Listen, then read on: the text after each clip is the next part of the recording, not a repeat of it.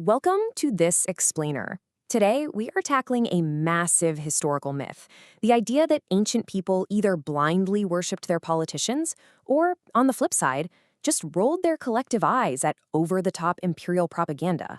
For decades, a lot of modern scholars treated the Roman imperial cult as sort of a secondary issue. They thought maybe it was just an ego trip or maybe just some political window dressing. But as we're going to see today, that couldn't be further from the truth. The emperor cult wasn't just some side project. It was the absolute center of gravity in the ancient Mediterranean world.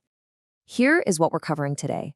We'll look beyond mere propaganda, trace the origins under Augustus, dive into the theology of the empire, see how they redefined space and time, and finally unpack the early Christian conflict.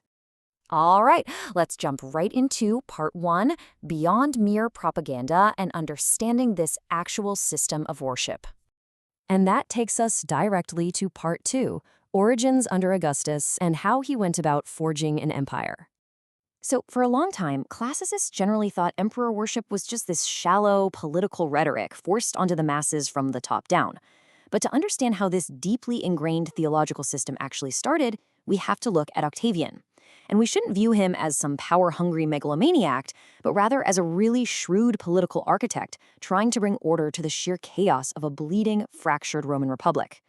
Following the trauma of Julius Caesar's assassination in 44 BC and going through the eventual collapse of the Second Triumvirate, Octavian finally became the unchallenged ruler of the Roman world by 31 BC. But notice what happens next.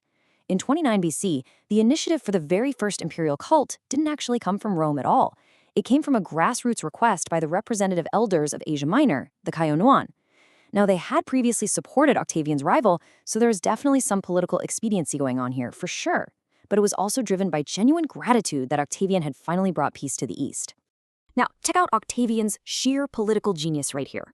He knew that taking on too much glory too fast could trigger a massive backlash back in Rome. I mean, that's exactly what got Julius Caesar killed, right? So he accepted the request from Asia Minor, but on 2 strict conditions, essentially creating this brilliant 2-track system. Expatriate Romans living in the East were allowed to worship the deified Julius Caesar and the goddess Roma. This kept them anchored to traditional republican values. But meanwhile, the local Greeks, they were allowed to establish a cult for Octavian himself, alongside Roma. He cemented the loyalty of the Greeks by allowing them to worship him, all while keeping traditional Romans perfectly happy. Fast forward 2 years to 27 BC. After Octavian made a big show of signaling he was returning authority to the Senate, they rewarded him with the title Augustus, or Sebastos in Greek. This literally translates to the illustrious or venerable one. It was a title packed with so much religious weight, purposefully designed to make a clean break from Rome's bloodied civil war past and put their new ruler on an almost cosmic level. Okay, part 3, the theology of empire. We have to look at this as a metaphysical reality. To really get your head around this, you have to completely drop our modern Western idea of the separation of church and state. It just didn't exist. To the Romans, the previous decades of civil war and instability, those were seen as the literal wrath of the gods. The whole mythos of the imperial cult cast Caesar Augustus as the empire's new augur, the one specifically appointed to interpret the god's will. It fell directly on Augustus's shoulders to politically and religiously secure the Pax Deorum, or the peace of the gods, for all of humanity. So his political office was fundamentally a religious one from the very beginning. But there's a pretty obvious theological problem here. The emperor is a human being, which means he's eventually going to die. How do you worship a living man without drawing attention to that awkward fact of mortality? Well, the Romans solved this beautifully. Direct worship was often cleverly aimed at his genius or his spirit, which he supposedly inherited from Julius Caesar. By offering divine honors to this spirit during the ruler's lifetime, it served to neatly veil the awkward fact of death.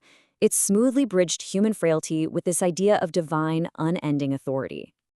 Moving on to part 4, redefining space and time through the omnipresent emperor. I want you to seriously imagine this. Think about your hometown. Imagine your entire calendar and your entire town square revolving completely around a single politician. This was the real grassroots civic impact of the cult. Again, this wasn't Rome forcing people to build things. Local cities spontaneously funded and built dozens of temples. We actually know of 77 imperial temples in Asia Minor alone. The image of the emperor crowded local forums, universal festivals and games were held in his honor, and sacrifices were offered to him just like they were to Zeus. The emperor became totally omnipresent in the visual culture of the empire. And it wasn't just physical space they were altering, they literally redefined time itself.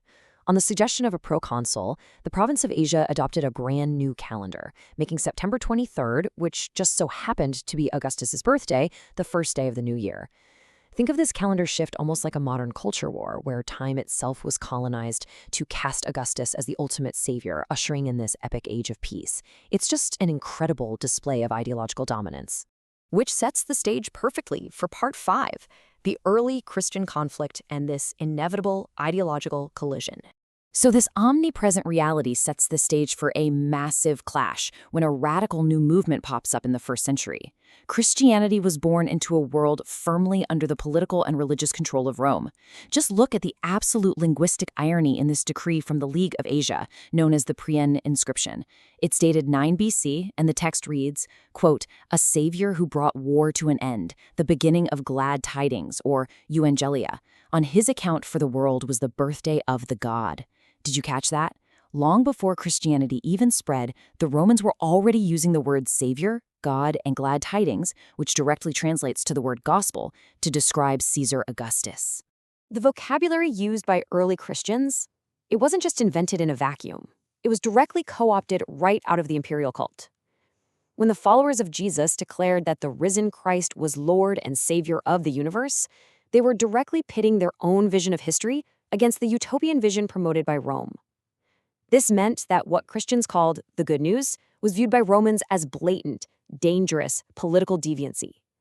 Any challenge to the religious supremacy of the emperor was, by definition, an act of political subversion. As we wrap up this explainer, I want to leave you with this final thought. To the Romans, claiming someone else was Lord wasn't just some minor religious disagreement, right?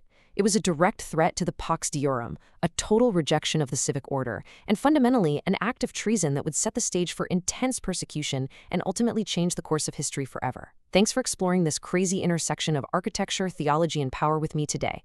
Keep asking questions and always keep looking deeper into the world behind the text.